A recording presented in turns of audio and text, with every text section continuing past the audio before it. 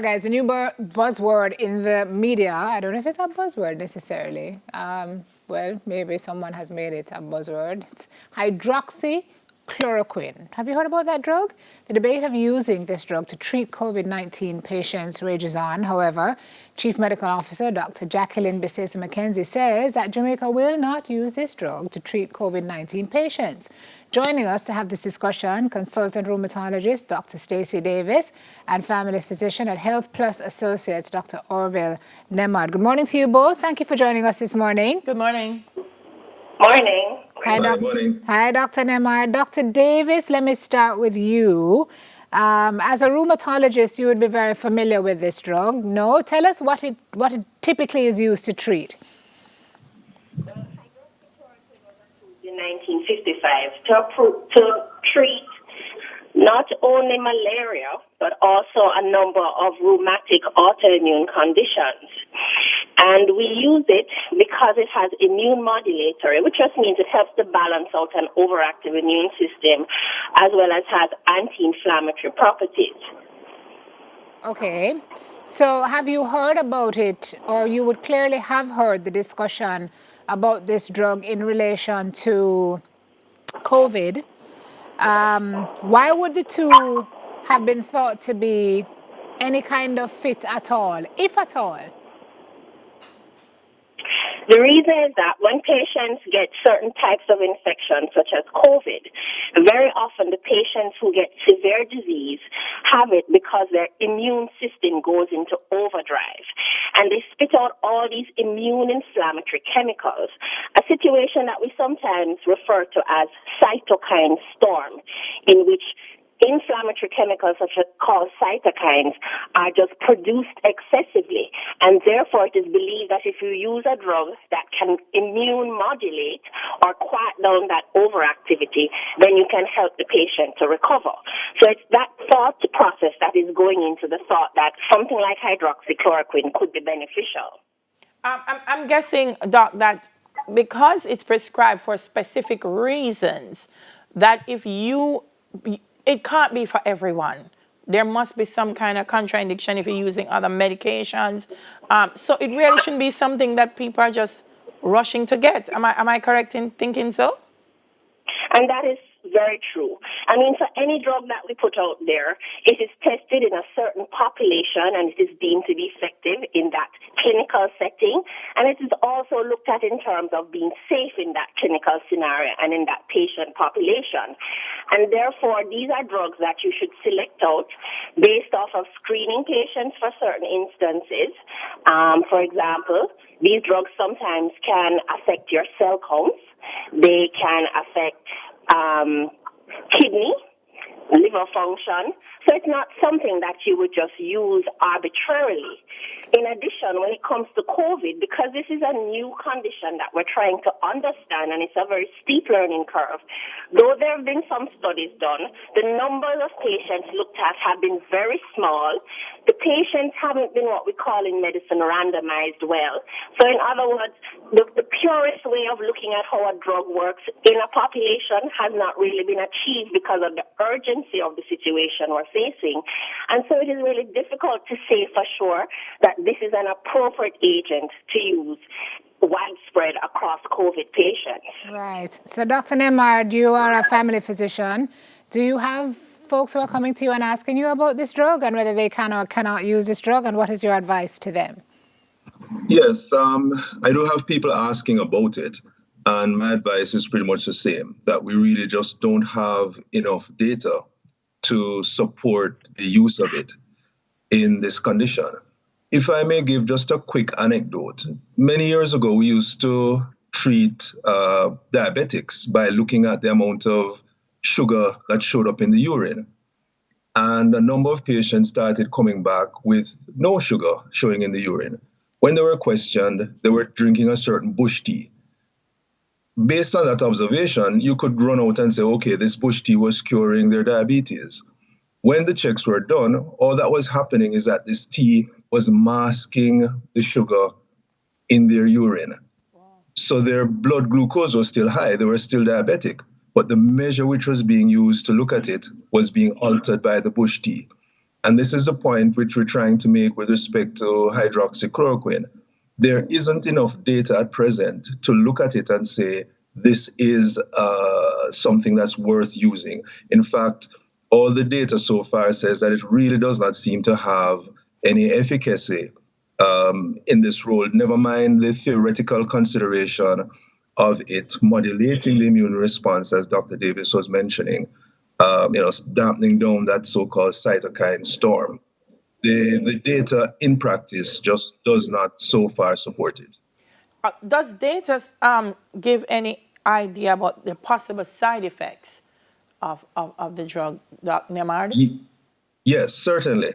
There are persons who are using it, as a trial, and they have had to be pulling patients off it because it does cause problems with heart and liver.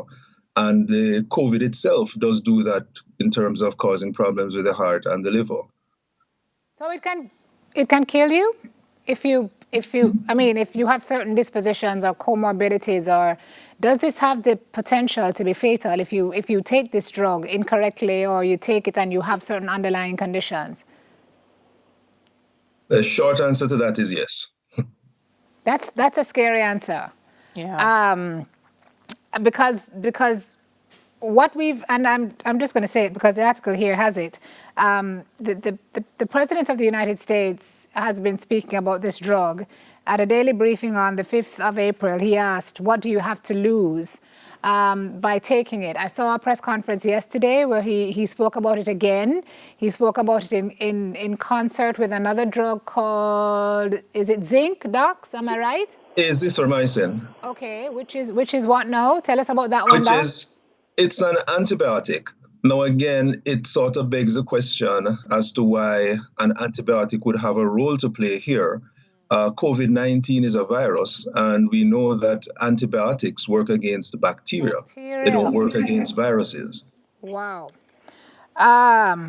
So, ostensibly you're saying, let me not put words in anybody's mouth. Dr. Davis, what are you saying to your patients as it relates to this drug, hydroxychloroquine and COVID? What is your word?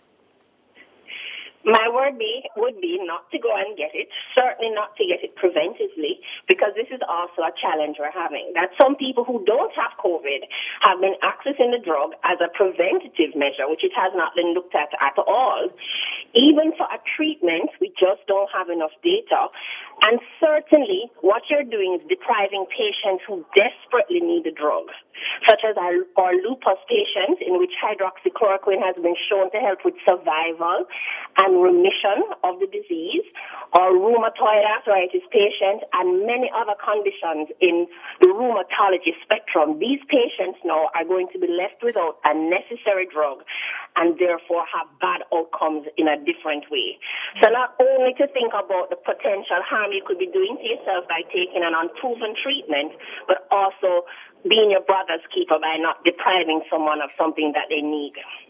Dr. Nemard, I've heard this conversation. You can opt not to answer, but I'm curious because the regular man on the street can't access hydroxychloroquine without a prescription. So when I hear that we're appealing to the public to not go out and try to get it and make it become short for people who need it, how are they getting it? Good question, Harris. I'm not sure I can answer that one. But as always, if there is a demand, there is somebody that will fill by way of a supply. So there are possibly doctors who would be prescribing this for patients. Again, I can't speak to it definitively, only in the generic statement that yes, if there is a demand, somebody will seek to fill it by way of supply. So Dr. Nemad, if you're taking a drug preventatively for a condition that you do not have, what are you doing to your body really, in real terms?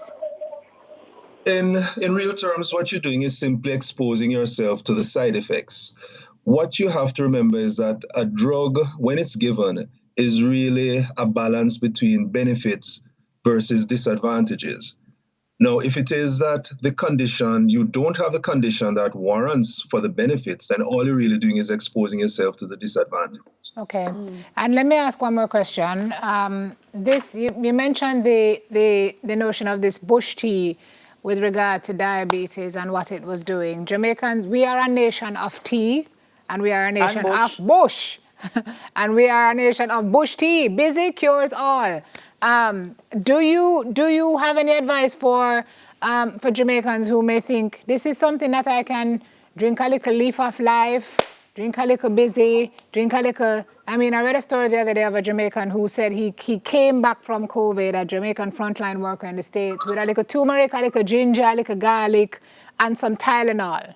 I mean, how do you tell our folks here what they should and should not be drinking in terms of teas, bush tea, anything else that may be injurious as opposed to helpful? Well, I always say, as with all things, in moderation. We can't destroy that aspect of our culture by saying no to teas. But we still have to bear in mind that there are side effects from bush teas. There are people who have developed significant liver disease based on the side effects from bush teas. So for me, it's a matter of all things in moderation. And certainly, if you're using a bush tea along with your prescribed medication, you want to let your practitioner know, because there are ways and means now of checking potential side effects and interactions. And what you don't want is somebody going off, as in the case of these persons who were seeing their urine looking fine and deciding that, well, they don't need the medication anymore because somehow they've been cured. Right, that'll make it worse. So what should we be taking?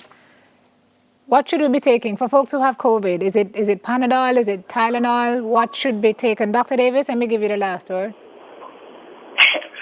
Well, you would do some symptomatic treatment, with Panadol probably being the safest bet. But for sure, what you need to do is access the help that is being provided by the Ministry of Health and contact one of the helplines available and get further guidance as to what is your best recourse if you are concerned that you do in fact have COVID-19. Don't walk it alone.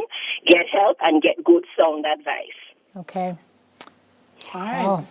All right. Thank you very much, docs. Appreciate it. Thank you for checking in. Thank you. Taking the time to advise us this morning. There are people who just think then drink a little busy and bust some of the...